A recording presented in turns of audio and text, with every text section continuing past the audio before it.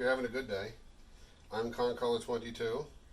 That's TR Rose. Hello. Luke is back there playing Minecraft. He's not helping, but he'll be helping later. And we're late to the game. It has been 2 years? 2 years. Since we did a all-con.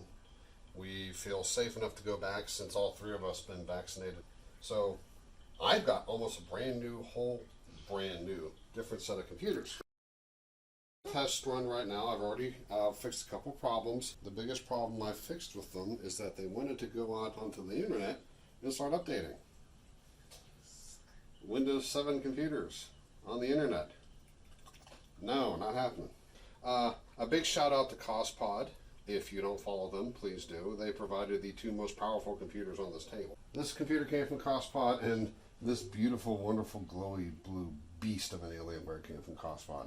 We are getting into prep for AllCon 2022. I'm going to give you a brief tour of my plushies that I have made, because I will be doing a plush making panel at the con, and I'll be bringing some of my handmade plushies. Well, Plague Doctor, unofficial mascot of the past couple years. And over here, Fluffy Baby, Leafy Baby, and Mew Baby. I know I need both the files to run Artemis, and I need the Sidewinder configuration for the joystick. This is the only thing I have with regard to a peripheral that we use with the bridge. But it makes piloting the helm a whole lot easier and more fun, doesn't it? Yes, it does. So I'm going to copy these over, and we'll get back to it as soon as I get these all installed. Okay, so this is the Alienware that CosPod gave me. And we're setting this one up for Artemis. I suspect it's not the most powerful computer here, but in its day I'm sure it was, so I might wind up using this for the main view screen anyway. Not due to the screen, but it looks like of all the computers here, it would be the one I would trust to run at full tilt for like 8 hours at a time. Oh, my old friend, it has been far too long. I'd like to repeat that these computers are all secondhand to us, and as such, some of them are a little bit twitchy. And of course the computer's an Alienware, so you know, that has to be involved. Alright.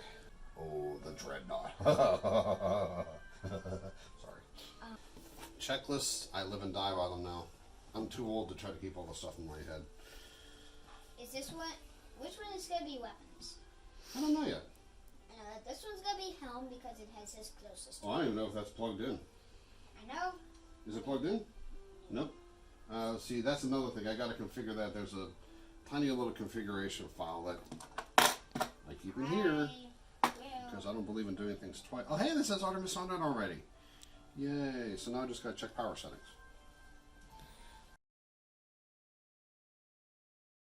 Power options. Balanced. I'm going to just change plan settings to dim the display at an hour, because turn off the display after an hour. Put the computer to sleep, absolutely never, because when you're on AC, I don't want to have to keep your booting. Hey, look, you want to do me a favor? Where does this go? Just do me a favor. No, we're not going to worry about that right now. Click on Start Client. Pretty good at doing this with my Chromebook. Ooh, this one must be the one with the quote-unquote subwoofer in it. Connect server? Yeah, connect the server. Hold on. Make sure that the server matches that number. 192.168.1.101. If not, type that in that field up top.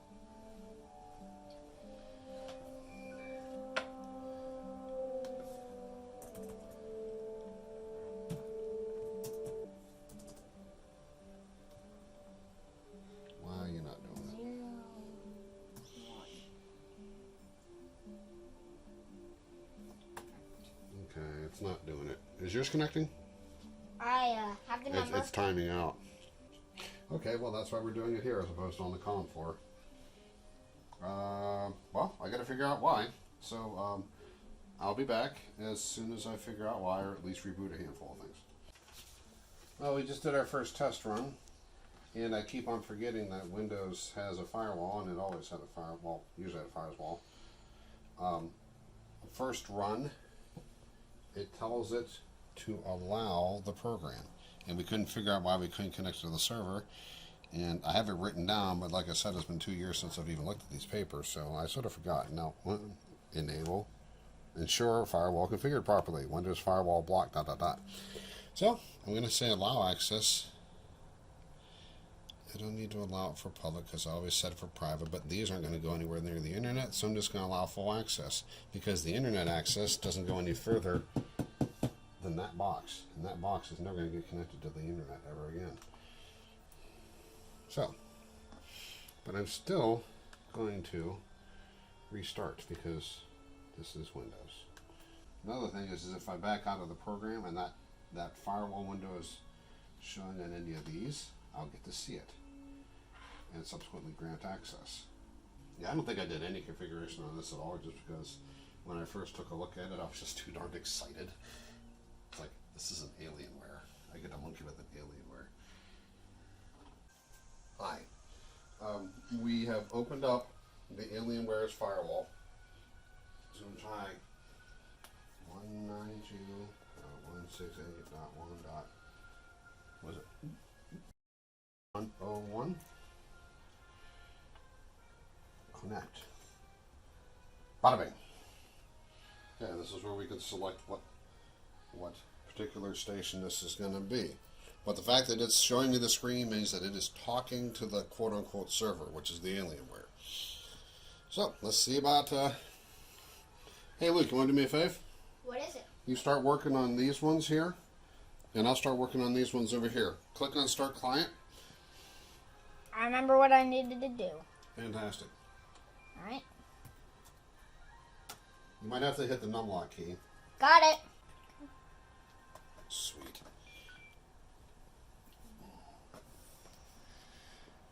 Gone. Sweet.